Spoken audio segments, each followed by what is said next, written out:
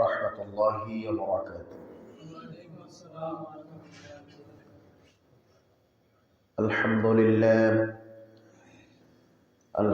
لله نحمده ونستعينه ونستغفره ونعوذ بالله من شرور أنفسنا ومن سيئات أعمالنا من يهدي الله فلا مضل له ومن يضلله فلا هادي له ونشهد أن لا إله إلا الله وحده لا شريك له أرسله بالحق بشيرا ونذيرا وداعيا إلى الله بإذنه وسراجا منيرا قل أعوذ بالله من الشيطان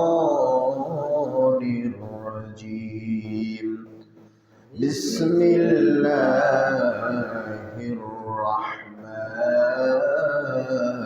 الرحيم إنما المؤمنون إخوة فأصلحوا بين أخويكم واتقوا الله لعلكم ترحمون. بسم الله الرحمن الرحيم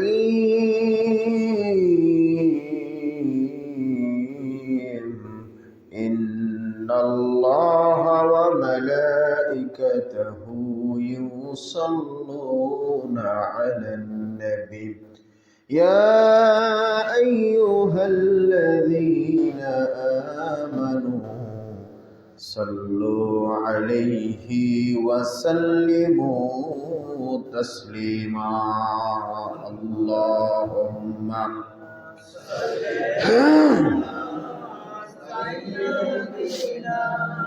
مولانا محمد وعلى آل سيدنا شفيع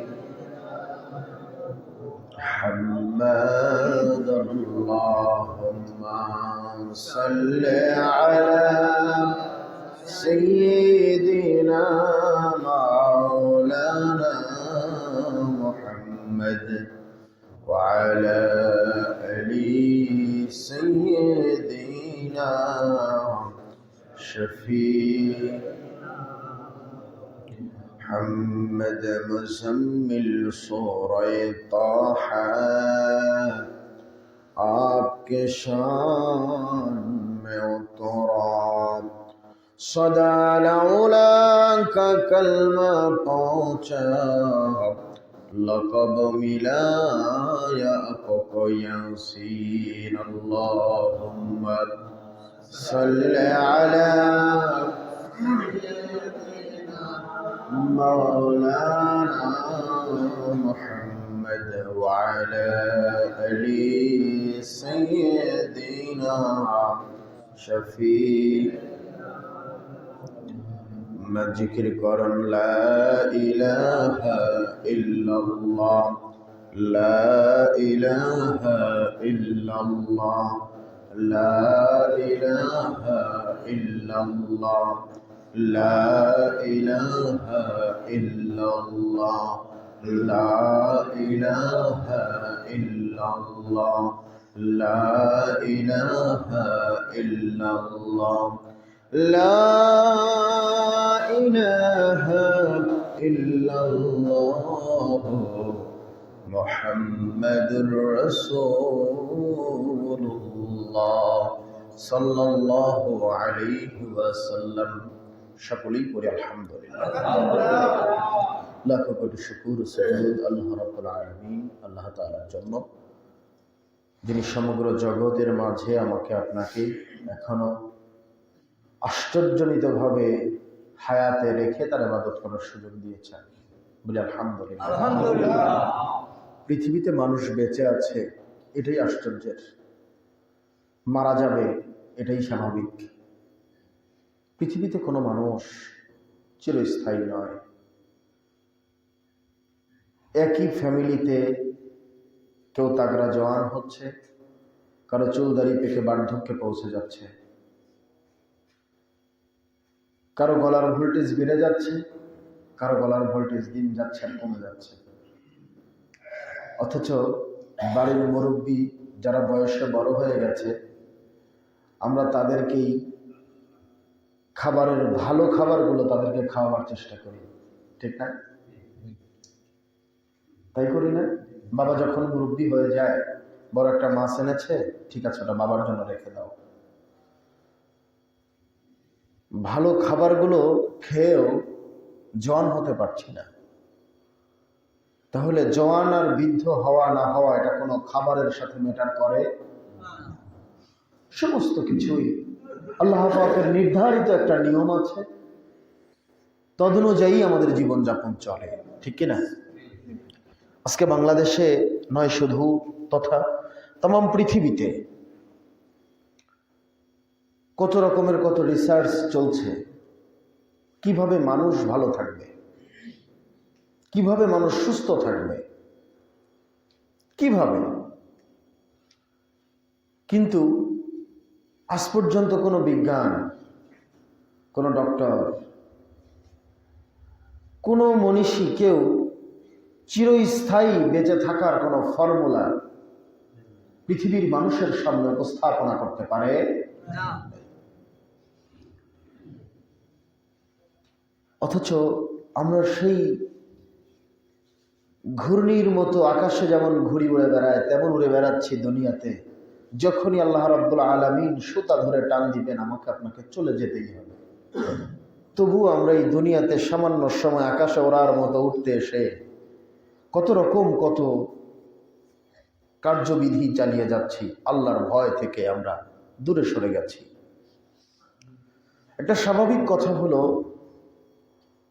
সমস্ত মানুষ ওয়াজ জানে, নসিহত জানে, কোরআন হাদিসের জ্ঞান গর্ভ আলোচনাও করতে পারে, কিন্তু তদনুযায়ী জীবনযাপন আমরা কয়জন করছি, এইটা হলো ভাবার বিষয়। গত 3 জুমা মসজিদে আলোচনা করেছি। প্রথম জুমা আলোচনা করেছি পিতামাতার হক, দ্বিতীয় জুমা আলোচনা করেছি সন্তানের হক, তৃতীয় জুমা আলোচনা করেছি প্রতিবেশীর হক, ঠিক না? করেছি। আসলে আপনারা তো আমারই সমাজের মানুষ, আমিও আপনাদের সমাজেই বসবাস করছি।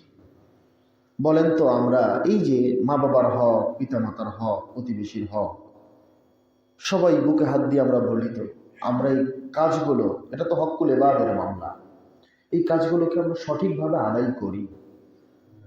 আসলে করি? আমরা করি না। তাহলে আমরা সবাই আল্লাহর বিধানের কাছে ছোট হয়ে যাচ্ছে, ঠিক না?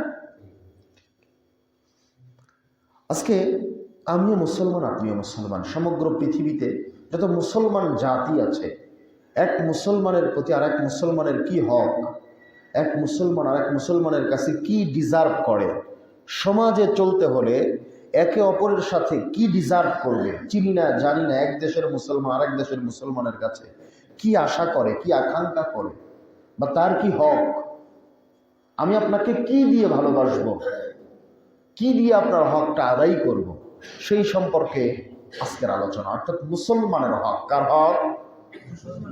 মুসলমানের হক। আসেন দেখি আল্লাহ রাব্বুল আলামিন কি বলেছেন। আউযু বিল্লাহি মিনাশ শাইতানির রাজীম। সর্বপ্রথমে আল্লাহর কাছে পানাহ চাই, এ আল্লাহ, আপনি আমাদেরকে বিতাড়িত শয়তানের ওয়াসওয়াসা থেকে হেফাজত করুন। বলেন আল্লাহুম্মা আমিন। বিসমিল্লাহির রাহমানির রাহিম। পরম করুণার আধার রহমান রহিম আমার আল্লাহ তাআলার নামে আমরা এই আলোচনা শুরু করছি, বলি আলহামদুলিল্লাহ। আল্লাহ রাব্বুল আলামিন সূরাতুল হুজরাতের মধ্যে ঘোষণা করছেন, ইন্নামাল মুমিনুনা ইখওয়াতুন ফাআসলিহু বাইনা আখাওয়াইকুম ওয়াত্তাকুল্লাহ। আল্লাহু আকবার। আল্লাহ রাব্বুল আলামিন বললেন, ইন্নামাল মুমিনুনা ইখওয়াতুন, নিশ্চয়ই মুমিনেরা একে অপরের ভাই। মুমিনেরা একে অপরের ভাই। কিন্তু সে যদি মুমিন না হয় আমার ভাই হবে? কোন মুনাফিক কি আমার ভাই? কথাগুলো বুঝে বলবেন, না বুঝে বলবেন না। আল্লাহ রাব্বুল আলামিন কিন্তু এখানে বলেছেন ইন্নামাল মুমিনুনা ইখওয়াতুন, মুমিনেরা একে অপরের ভাই। কিন্তু যদি কেউ চিহ্নিত মুনাফিক হয়ে যায়, সমাজে চিহ্নিত মুনাফিক আছে না? কথা বলেন, আছে না? সে কি মুমিনের ভাই হবে? কথা বলেন, হবে? হবে না। এক মুমিন অপর মুমিনের ভাই, সাবধান। আল্লাহ রাব্বুল আলামিন বললেন, ফাআসলিহু বাইনা আখাওয়াইকুম ওয়াত্তাকুল্লাহ, আর তোমরা তোমাদের ভাইদের মধ্যে সম্পর্কগুলো সুন্দর করে দাও। কি করে দাও? তোমরা তোমাদের ভাইদের মধ্যে কোনো বিভেদ সৃষ্টি করে দিও না। তোমাদের ভাইদের মধ্যে তোমরা সেই সম্পর্ক জুড়ে দাও, তোমাদের সম্পর্কগুলো সুন্দর করে দাও। আল্লাহ রাব্বুল আলামিন বলেন, ওয়াত্তাকুল্লাহ, আর আল্লাহকে ভয় করো। অবশ্যই লাআল্লাকুম তুরহামুন, অবশ্যই আল্লাহর পক্ষ থেকে তোমাদের জন্য মেহেরবানি করা হবে। যারা বলেন সুবহানাল্লাহ। আল্লাহ রাব্বুল আলামিন এই ছোট্ট কথার মধ্যে এত বিস্তর আলোচনা করেছেন যা আমার আপনার মাথায় ধরবে না। ইন্নামাল মুমিনুনা ইখওয়াতুন, এক মুসলিম আর এক মুসলিমের ভাই, এক মুমিন আর এক মুমিনের ভাই। এই বিষয়ের উপরে কথা বলতে গিয়ে আমার আপনার হাবিব, দয়ার নবী, মায়ের নবী, তার কওল থেকে, হাদিস থেকে, নাসাই শরীফের মধ্যে এসেছে, একজন মুমিনের প্রতি আর একজন মুমিনের হক হলো 6টা। কয়টা? যারা বলেন কয়টা? এক নম্বর হক হলো, কোন মুমিন যখন কোন মুমিনকে দেখবে সালাম দিবে। কি দিবে? যারা বলেন কি দিবে? একজন মুমিন যখন একজন মুমিনকে দেখবে, এক নম্বর হক হলো ওই মুমিন অপর মুমিনকে সালাম দিবে, একজন একজনকে সালাম করবে, আসসালামু আলাইকুম ওয়া রাহমাতুল্লাহ, এই কথাটা বলবে। অথচ দেখা যায় আমরা চলাচল করি সমাজের মধ্যে, এত মানুষ আমরা বসবাস করি, একে অপরের দেখলে ঘাড়টা ঘোরায় নিয়ে চলে যাই, সালামের বেলাই নাই। আছে না নাই? আছে না? আছে তো, সালামের বেলাই নাই। অথচ এটা একজন মুমিন আর একজন মুমিনের উপরে হক। আমরা অবশ্যই এটা আদায় করার চেষ্টা করব ইনশাআল্লাহ।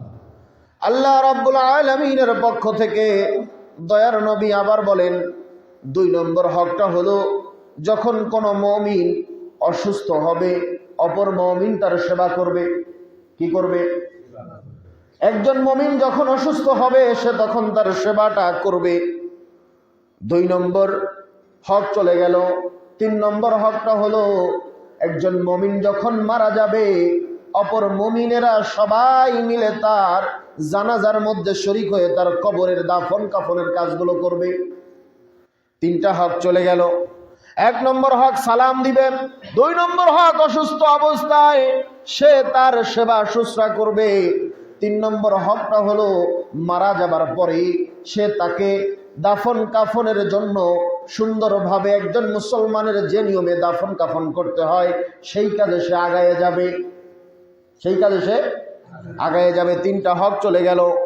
4র্থ নম্বর হক সামনে যখন আসবে সেটা হলো, একজন মুমিন আর একজন মুমিনের জন্য সদা সর্বদা ভালো দোয়া করবে।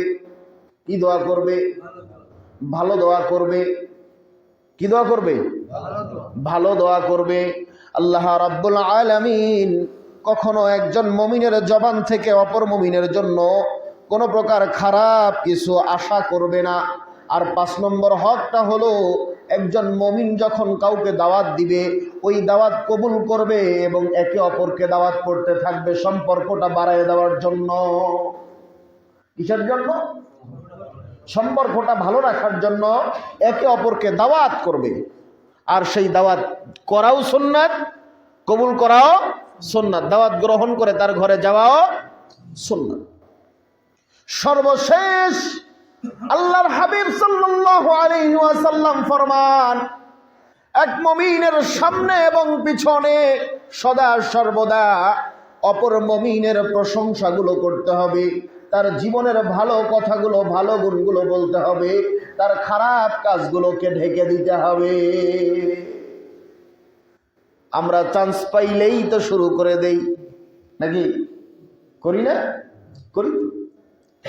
আল্লাহ রাব্বুল আলামিন বললেন, ইন্নামাল মুমিনুনা ইখওয়াতুন, এক মুমিন অপর মুমিনের ভাই। আমরা কেমন ভাই একটু বোঝার চেষ্টা করেন। রাসূল সাল্লাল্লাহু আলাইহি ওয়াসাল্লাম বলেন, তাম পৃথিবীর এক প্রান্ত থেকে অপর প্রান্তে কোনো দিন একজন মুসলমান আর একজন মুসলমানকে দেখে নাই। তার অচেনা অজানা দূরবর্তী দুর্বিসন্ধি এলাকা এমন ব্যক্তিত্ব যখন আছে, তবুও ওই ব্যক্তিও মুসলিম। একজন ফ্রান্সে মুসলিম আছে, একজন বাংলাদেশে মুসলিম আছে, রক্তের কোনো সম্পর্ক নাই, টাকা পয়সার কোনো সম্পর্ক নাই, সম্পর্কটা হলো ইমানের। যারা বলেন কিসের? সম্পর্কটা কিসের? তাম পৃথিবীর মুসলিম জাহানের সমস্ত মুসলমানেরা একটা বডির মতো হবে, একটা শরীরের মতো হবে।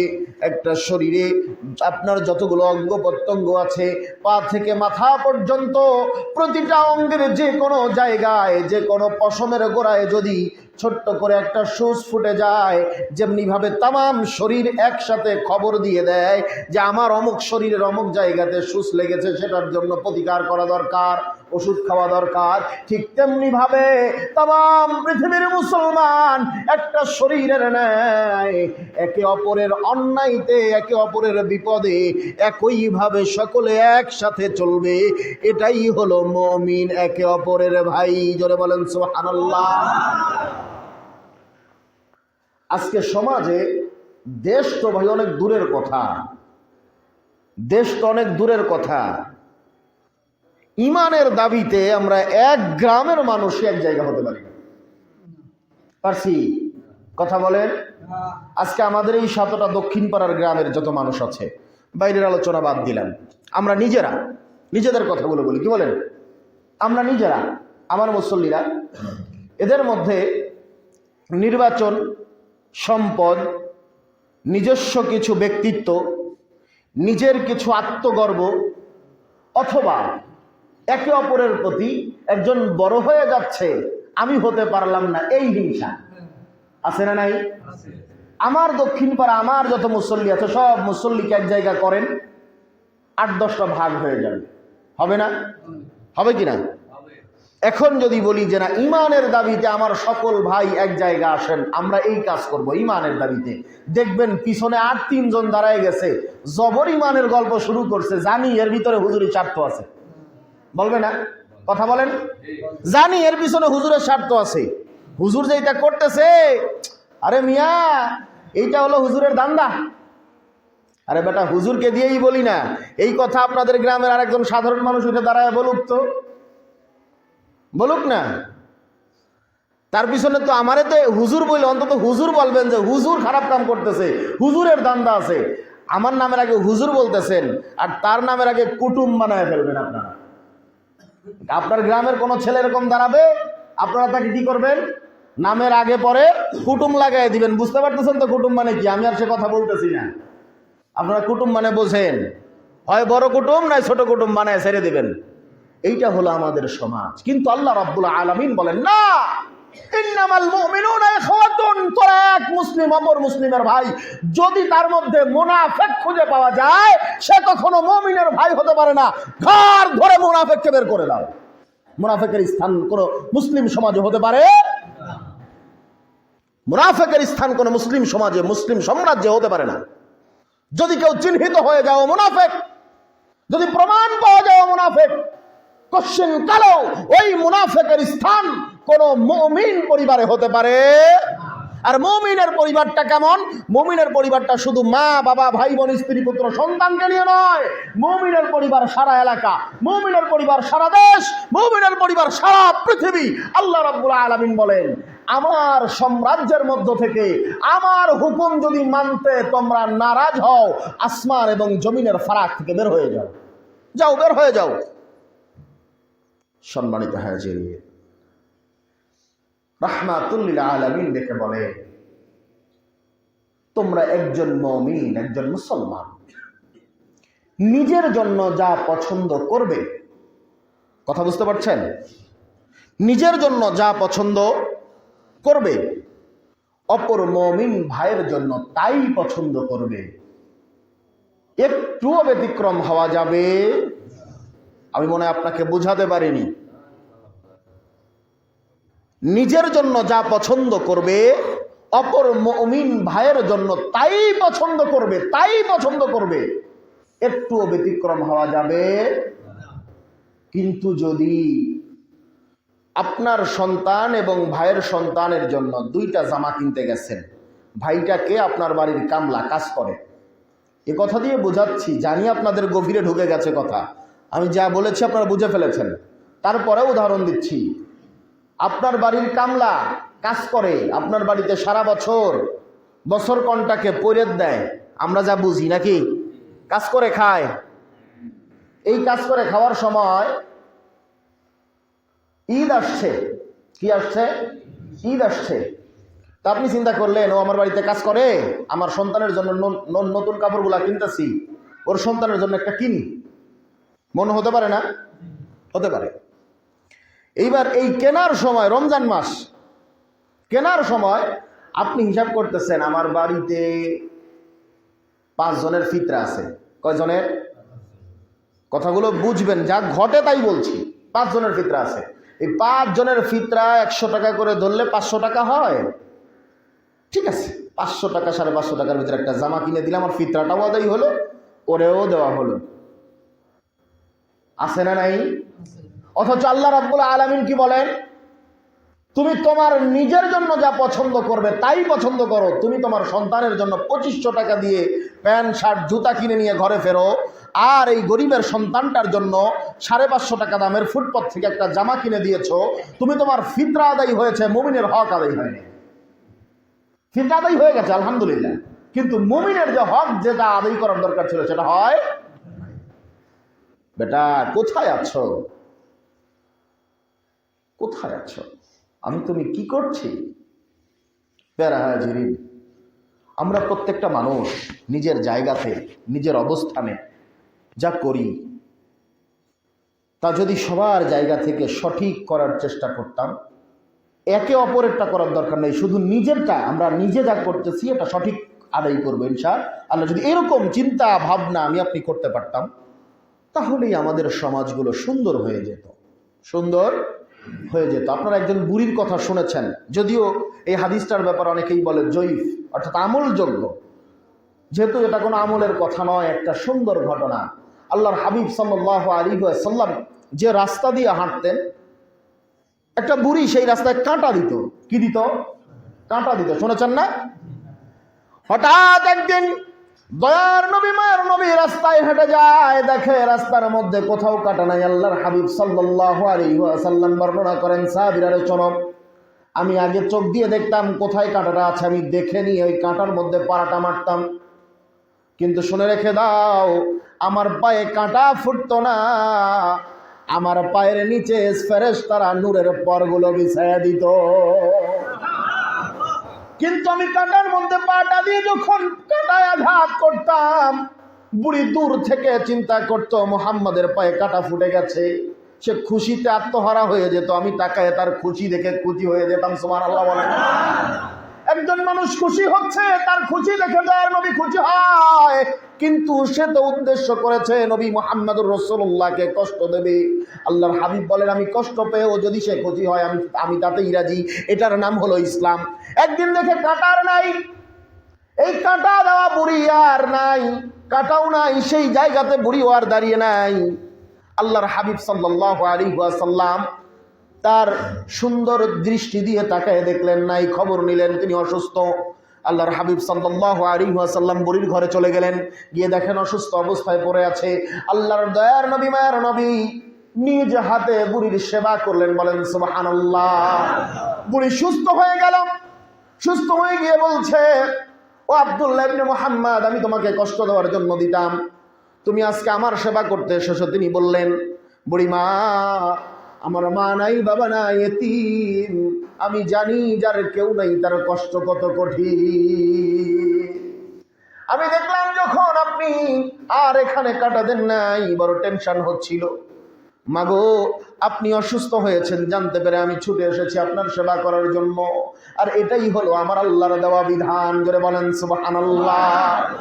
সাথে সাথে বুড়িমা আল্লাহর হাবিবের হাতে হাত রেখে বলে, এ কোনো সাধারণ মানুষের কথা নয়, তুমি সাথে সাথে আমাকে কালেমা পড়ায়া দাও, তুমি মুহাম্মাদুর রাসূলুল্লাহ পড়াও, লা ইলাহা ইল্লাল্লাহু মুহাম্মাদুর রাসূলুল্লাহ সাল্লাল্লাহু আলাইহি ওয়াসাল্লাম।